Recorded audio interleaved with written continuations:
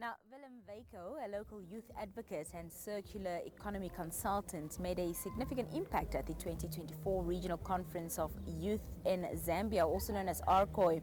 This event united young climate leaders from Southern and Eastern Africa to discuss innovative solutions for the region's environmental challenges. Willem's advocacy for the establishment of Ministries of Green Economy and the promotion of renewable energy underscored the vital role that youth play in driving meaningful change when it comes to climate action. And Willem, of course, joins us here this evening. Willem, good evening and welcome. Good evening. Thank you for being here. Talk to us, Willem, first of all, what sparked your interest, for climate advocacy? I think climate advocacy came as a result after a call from Environmental Investment Fund, where they wanted innovative ideas that has to do with the environment.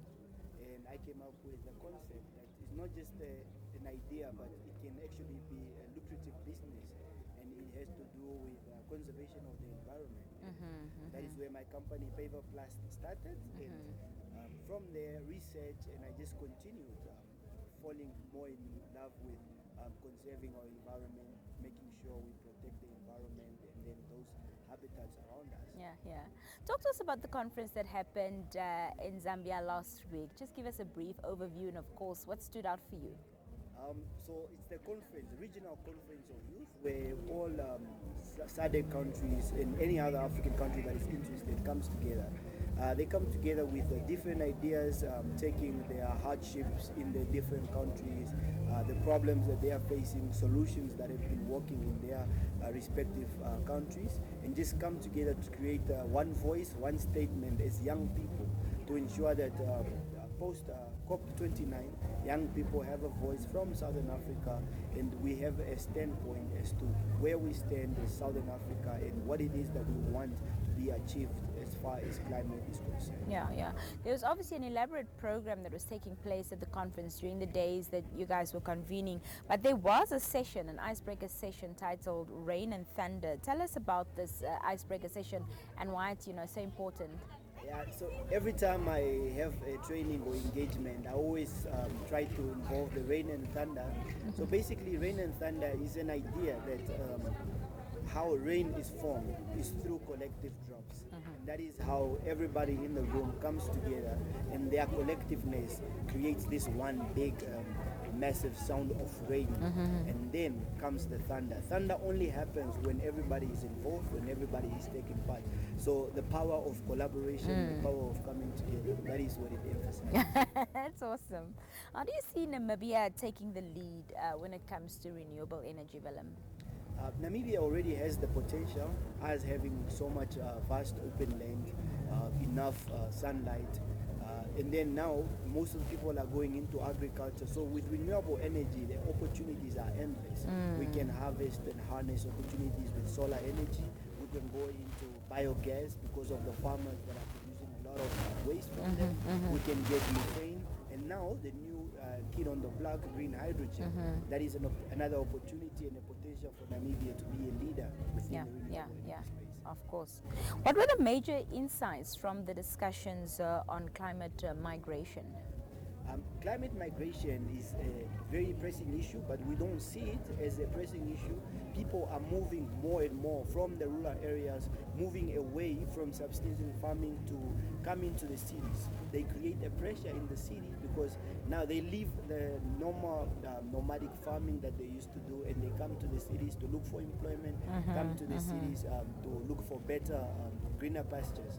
And this then puts pressure on the local councils, local authority. They are not able to keep up, which also means then the rural areas don't have anybody to work on these fields. That poses an impact, and then they are interlinked, but it's a problem that is both on the rural and then the urban side. Right. How do you think youth-driven innovations can strengthen climate resilience within Southern Africa? Because when you look at the young people now, we're talking about smart agriculture, we're talking about AI inventions, biogas digesters that are up to standard, up to par with how the young people would want to be. Everything that we do has a better use or a better adaptability because we incorporate a lot of technology in everything that we do. So if youth innovations are incorporated in agriculture, waste management, in biogas digesters with the green hydrogen, if more young people are called on to create their innovations as to how we can harvest the green ammonia for nitrogen, that is where the impact. What role do you envision international organizations such as the UNDP can play in supporting youth-led initiatives? Organizations from like UNDP already playing a good role, especially with making sure that young people are connected globally. Young people from Southern Africa have an opportunity to be connected globally, to get information, knowledge sharing with other countries, and be able to be exposed to what other people are facing as their challenges. I think UNDP can do a bit more, or the other organizations can also come on board to do a bit more in terms of capacity building with the local youth, and ensure that they are self-reliant and not just get these funds or sponsorships, but become self-reliant in terms of setting up their own industries within their respective countries to be able to adapt and mitigate climate action. How do you envision, or what are your 2 cents on how countries, can work together more effectively when it comes to climate change? I think countries should stop relying on their own innovations, their own solutions to problems.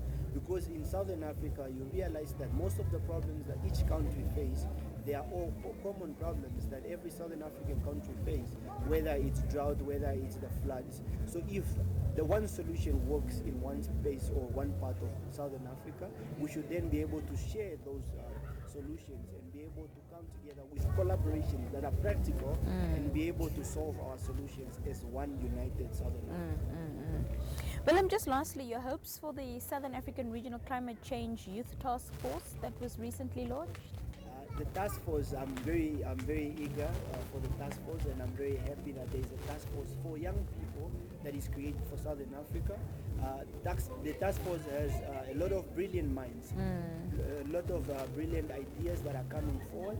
We just hope to get a seat at the table as the task force, because we have statements that we have created, we have solutions. We just want to be heard and make sure that we really have a practical impact to the economies, to the climate action within our country. Fantastic. Well, all the best with your future endeavors, and thank you so much for being here this evening. Thank you for having me.